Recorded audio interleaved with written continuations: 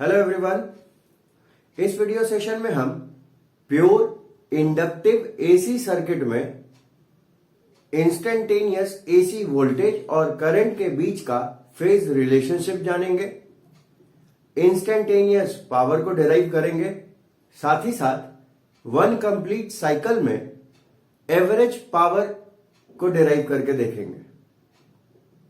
ठीक, तो डेरिवेशन शुरू करते हैं। सबसे पहले ये डायग्राम देख लीजिए। सर्किट में सिर्फ एक इंडक्टर लगा हुआ है, एसी सप्लाई हो गई V, करंट उसके कारण एसी I फ्लो कर रहा है। तो ये V जो होता है वो होता है इंस्टेंटेनियस एसी वोल्टेज, ये जो I है ये होता है instantaneous AC current. Instantaneous AC voltage की वैल्यू हम लोग Vm साइन ओमेगा t मान लेते हैं, क्योंकि ये ऐसे भी साइनसोइडल फंक्शन होता है ना। तो अब किरचॉफ्स लॉ अप्लाई करते हैं हम इस लूप में। तो किरचॉफ्स लॉ के अकॉर्डिंग क्या होगा, किरचॉफ्स वोल्टेज लॉ के अकॉर्डिंग कि जो सप्लाई वोल्टेज है वही पूरा का पूरा यहां पे अपियर हो जाएगा इंडक्टर के across. Means V is equal to VL। VL क्या है, वोल्टेज अक्रॉस इंडक्टर है। तो V की वैल्यू है Vm साइन ओमेगा टी, और voltage across inductor back EMF के कंसेप्ट से आपको मिलेगा L di बाई dt। तो हमको इंटरेस्ट है करंट की वैल्यू निकालने में, इसलिए इस इक्वेशन की मदद से हम di की वैल्यू क्या लिख सकते हैं, dt इधर ऊपर आ जाएगा मल्टीप्लाई होके और L नीचे आ जाएगा। तो ये हो जाएगा Vm sign omega T, dt ऊपर में और नीचे में L आ जाएगा क्रॉस मल्टीप्लाई होने के बाद। ठीक, इसमें कोई दिक्कत? तब हमको मिला क्या है, हमको मिला है di। तो टोटल करंट I कैसे मिल जाएगा, इस di को इंटीग्रेट कर देने से, मतलब integration of Vm sign omega T dt by L। तो देखिए जो फिक्स वैल्यू है उसको बाहर ले लेते हैं, तो Vm और L फिक्स वैल्यूज है, बाहर आ जाएंगे। अंदर क्या बचेगा इंटीग्रेशन के, साइन ओमेगा टी dt, है ना। तो अब आगे देखते हैं, I is equal to Vm by L। Sine का इंटीग्रेशन होता है माइनस में कॉस ओमेगा टी, और चूंकि ओमेगा टी जो है वो टाइम वेरिंग है, इसलिए उसको डिफरेंशिएट भी करेंगे टाइम के रिस्पेक्ट में और डिवाइड कर देंगे इस तरह से। तो ये हो जाएगा हमको Vm बाई L माइनस में कॉस ओमेगा टी, ओमेगा बाहर आ जाएगा क्योंकि सप्लाई की फ्रीक्वेंसी फिक्स होगी, अंदर बचेगा सिर्फ t। तो t का डिफरेंशिएशन t के रिस्पेक्ट में 1 होता है। तो Vm बाई L माइनस में cos omega T by omega into 1। तो हमको हो गया Vm by omega into L omega L, और इंटू में माइनस में कॉस ओमेगा टी बचा हुआ। ठीक है, अब यहां एक चीज ध्यान देने वाली है कि ओमेगा L जो होता है उसको हम XL से इंडिकेट करते हैं, जिसे कहते हैं इंडक्टिव रिएक्टेंस, है ना। इसकी भी यूनिट वही होती है जो रेजिस्टेंस की होती है, मीन्स ओम। दूसरी बात, ट्रिग्नोमेट्री से अगर हम बात करें तो कॉस ओमेगा टी की वैल्यू क्या हो सकती है, साइन 90 माइनस थीटा हो सकती है, मतलब 90 माइनस ओमेगा टी। 90 को 90 ना लिख के हम पाई बाई 2 भी लिख सकते हैं। अब अगर हम अंदर से माइनस साइन को कॉमन लें तो क्या बचेगा, ये हो जाएगा माइनस में पाई बाई 2 और माइनस ओमेगा टी जो था वो हो जाएगा प्लस में। अब एक और बात कि sine of minus theta minus sine theta होता है ना। इसीलिए ये वाला टर्म क्या हो जाएगा, minus of sine omega T, plus में था तो पहले लिख लिया, माइनस में पाई बाई 2 को बाद में लिख दिया, है ना। मतलब कॉस ओमेगा टी जो हो जाएगा वो हो जाएगा minus of sine omega T minus pi by 2। तो इसलिए minus of cos omega T क्या लिख सकते हैं, इस माइनस साइन को यहां ले आए तो ये हो जाएगा sine of omega T minus pi by 2, है ना। तो देखिए omega L is equal to XL यहां रिप्लेस हो जाएगा और माइनस कॉस ओमेगा टी की जगह हम लोग सिर्फ sign omega T minus pi by 2 replace कर देंगे। तो देखिए अब हमको क्या मिलेगा, करंट का वैल्यू हो जाएगा Vm बाई एक्सएल, साथ ही साथ माइनस कॉस ओमेगा टी की जगह क्या मिल जाएगा, साइन ऑफ दिस टर्म, मतलब sign omega T minus pi by 2, है ना।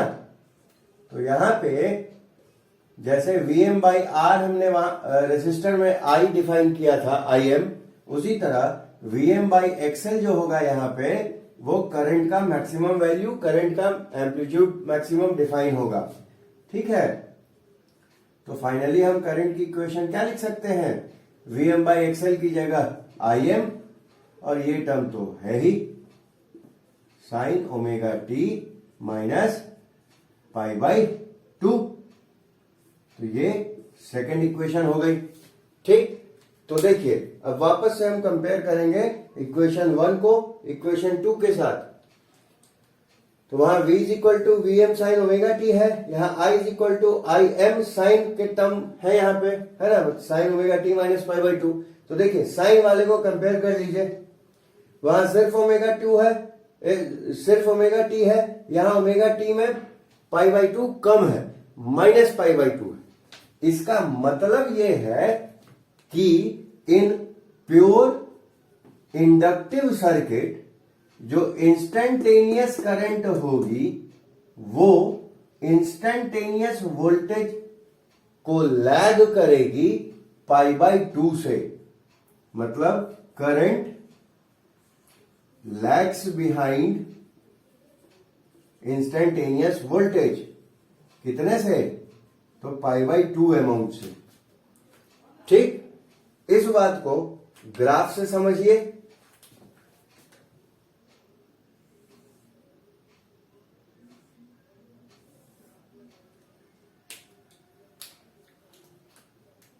पहले वोल्टेज बना देते हैं, ये वोल्टेज का ग्राफ हो गया, है ना, ये प्लस Vm हो गया, ये माइनस में Vm हो गया। अब है कि करंट का ग्राफ कैसा होगा, तो पहले ये पाई बाई 2, ये 0, ये होगा जाएगा 2 पाई, ये हो जाएगा 3 पाई बाई 2, ये हो जाएगा 2 पाई, सॉरी सिर्फ पाई, है ना। तो देखिए करंट को लैग करने का क्या मतलब है, करंट लैग करने का मतलब है कि जब एसी वोल्टेज 0 रहेगी तो करंट अपने नेगेटिव में मैक्सिमम वैल्यू पे होगा, जब वोल्टेज पहली बार मैक्सिमम होगी तब करंट पहली बार 0 होगी पीछे पीछे, जब वोल्टेज डायरेक्शन बदल के 0 हो चुका होगा तब करंट पहली बार अपने मैक्सिमम वोल्टेज को, मैक्सिमम वैल्यू को गेन करेगी, है ना। मतलब एसी करंट वोल्टेज को 90 डिग्री से पीछे पीछे फॉलो करती हुई चलेगी, ठीक है, इसमें कोई दिक्कत। अब हम बात करते हैं इंस्टेंटेनियस पावर और फिर एवरेज पावर की। तो देखिए इंस्टेंटेनियस पावर क्या हो जाएगा, instantaneous voltage into instantaneous current. तो V की वैल्यू हो गई Vm sign omega T, current की वैल्यू हो गई Im sign omega T minus pi by 2। Vm Im को एक साथ लिख लें, ये साइन ओमेगा टी को रहने दिया जाए, ये sign omega T minus pi by 2 देखिए क्या हो जाएगा, sign omega T minus pi by 2 minus cos omega T है तो माइनस कॉस ओमेगा टी से रिप्लेस कर दिया, तो माइनस साइन ओवरऑल बाहर लिख लें तो हो जाएगा Vm Im, ये हो जाएगा साइन इंटू कॉस, है ना। ट्रिग्नोमेट्री से अगर हम बात करें तो twice of sine theta into cos theta होता है साइन 2 थीटा, इसलिए sine theta into cos theta क्या हो जाएगा, साइन 2 थीटा बाई 2 हो जाएगा। तो ये टर्म को हम क्या लिख सकते हैं, इस फॉर्मेट में कुछ लिख सकते हैं, बस थीटा की जगह ओमेगा टी आ जाएगा, मतलब माइनस में Vm Im sine 2 omega T और बाई 2, तो ये इंस्टेंटेनियस पावर हो जाता है प्योर इंडक्टिव सर्किट में। फिर हम लास्ट में बात करते हैं एवरेज पावर की, तो एवरेज पावर इंस्टेंटेनियस का एवरेज होता है, तो इंस्टेंटेनियस में माइनस में Vm Im बाहर आ जाएगा क्योंकि फिक्स वैल्यूज होंगी पर्टिकुलर सप्लाई में, नीचे का 2 बाहर आ जाएगा, एवरेज निकलेगा सिर्फ किसका, साइन 2 ओमेगा टी का, है ना। तो sine of 2 omega T one complete cycle में कैसा हो जाएगा, पॉजिटिव हाफ नेगेटिव हाफ को कैंसिल कर देगा, इसलिए 0 हो जाएगा, मतलब माइनस में Vm Im बाई 2 इंटू 0 मतलब 0, मतलब in one complete cycle in pure inductive AC circuit जो एवरेज पावर डिसिपेट होगा दैट विल बी 0। तो इसका मतलब ये नहीं है कि इस कंडीशन में कोई करंट फ्लो नहीं करेगी, करंट फ्लो करती है, लेकिन चूंकि एवरेज पावर एक साइकिल में 0 होता है इसीलिए उस करंट को हम वॉटलेस करंट कहते हैं। क्या कहते हैं, वॉटलेस करंट कहते हैं, ठीक है। तो होप स्टूडेंट्स ये कैलकुलेशन आपको क्लियर हो गया होगा।